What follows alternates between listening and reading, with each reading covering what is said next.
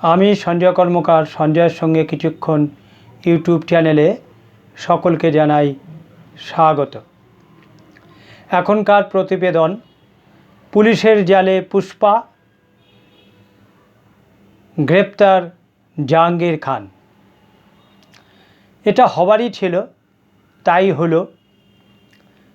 পুলিশের জালে পুষ্পা, যে বলেছিল পুষ্পা ঝুঁকেগা নেহি, কিন্তু পুষ্পা ঝুঁকেগা নেহি এটা তো একেবারে এমন হলো যে ঝুঁকে যাওয়া তো দূরের কথা, একেবারে কারাবন্দী হয়ে গেল।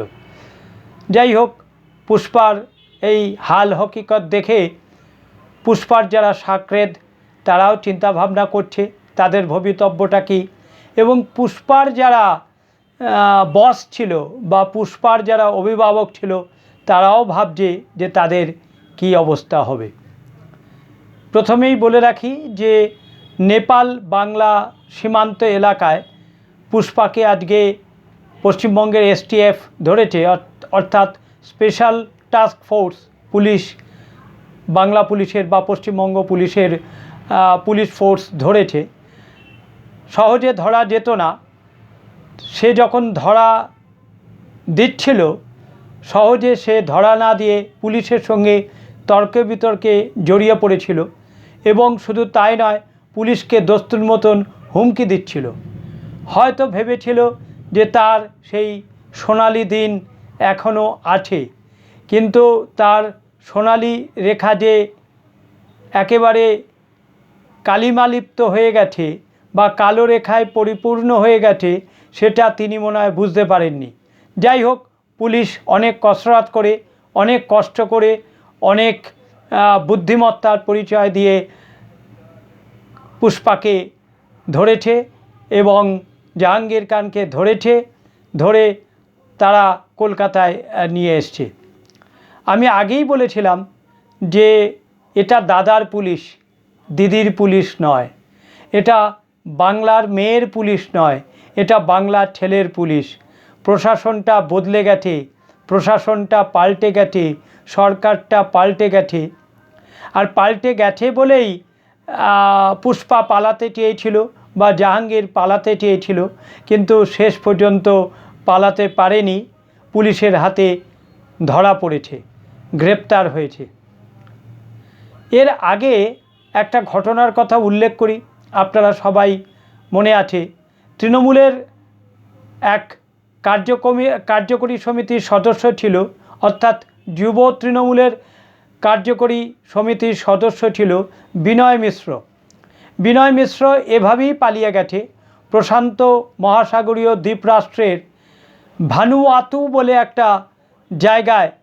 সেখানে বিনয় মিশ্র পালিয়ে গিয়েছিল এবং সেখানে সে আশ্রয় নিয়েছিল এবং নাগরিকত্ব নিয়েছিল। পুলিশ নয়, CBI তার বিরুদ্ধে তদন্ত করছিল, CBI তাকে ধরতে পারেনি। এখন তিনি কোথায় আছেন সঠিক জানা যায়নি।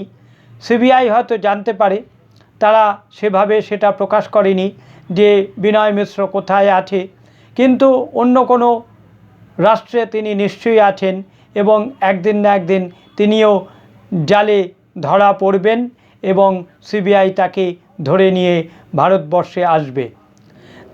তখন ছিল বাংলার মেয়ের পুলিশ, অর্থাৎ দিদির পুলিশ।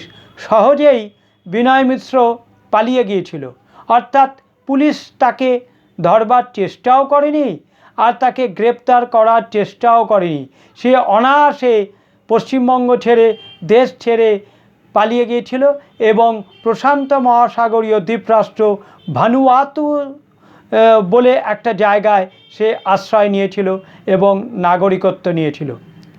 আমার মনে হয় জাহাঙ্গীরেরও সেরকম একটা কোনো অভিপ্রায় বা ইচ্ছা ছিল, কিন্তু তার সেই ইচ্ছা বা অভিপ্রায় পূর্ণ হলো না, বাংলার পুলিশের হাতে ধরা পড়ল।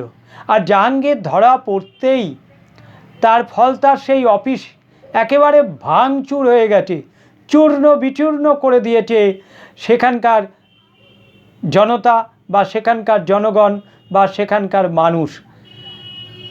এবং সেই অফিস, ফলতার সেই অফিস দেখলে তাজ্জব হয়ে যেতে হয় যে সেখানেও বেডরুম আছে, সেখানেই শোয়ার ঘর আছে। তৃণমূল নেতাদের, উল্লেখযোগ্য নেতাদের একটা ঘর তাদের থাকছেই, বেডরুম তাদের থাকছেই। এছাড়া এই জাহাঙ্গীরের অফিসে একাধিক পানীয়র বোতল পাওয়া গেছে। পানীয়র বোতল বলতে cold drinks, Thums Up, Sprite না, অন্য কোনো পানীয়ের বোতল, যে বোতলের জল খেয়ে মানুষ নেশাগ্রস্ত মনে হয়। যাই হোক, সেখানে আরও অনেক কিছু পাওয়া গেছে। ত্রিপল পাওয়া গেছে, তারপরে দিনের কাপড় চোপড় পাওয়া গেছে, পোশাক পাওয়া গেছে, বাচ্চাদের পোশাক পাওয়া গেছে, অজস্র চশমার খাপ বা চশমা পাওয়া গেছে, অভিষেক বন্দ্যোপাধ্যায়ের নামে লেখা নানান রকম জিনিসপত্র পাওয়া গেছে, সেবাশ্রয় বা স্বাস্থ্যসাথী প্রকল্পের বিভিন্ন জিনিস পাওয়া গেছে, যেগুলো মানুষকে দেওয়া হয়নি বা বিতরণ করা হয়নি, তার অফিসে সেগুলো ছিল। আজকে জনরোষ আছড়ে পড়েছে জাহাঙ্গীরের অফিসে। যে মুহূর্তে ফলতার মানুষ শুনতে পেয়েছে বা জানতে পেরেছে যে জাহাঙ্গীর পশ্চিমবঙ্গ পুলিশের হাতে গ্রেপ্তার হয়েছে, সেই মুহূর্তেই তারা তাদের ক্ষোভ বিক্ষোভ দেখাতে শুরু করে সেই অফিসে। তারপর সেই অফিস ভাঙচুর হয়, জাহাঙ্গীরের সেই অফিস ভাঙচুর হয়। ভাঙচুর করে একেবারে মাটিতে মিশিয়ে দিয়েছে জনতা, একেবারে শেষ করে দিয়েছে সেখানকার যাবতীয় জিনিসপত্র।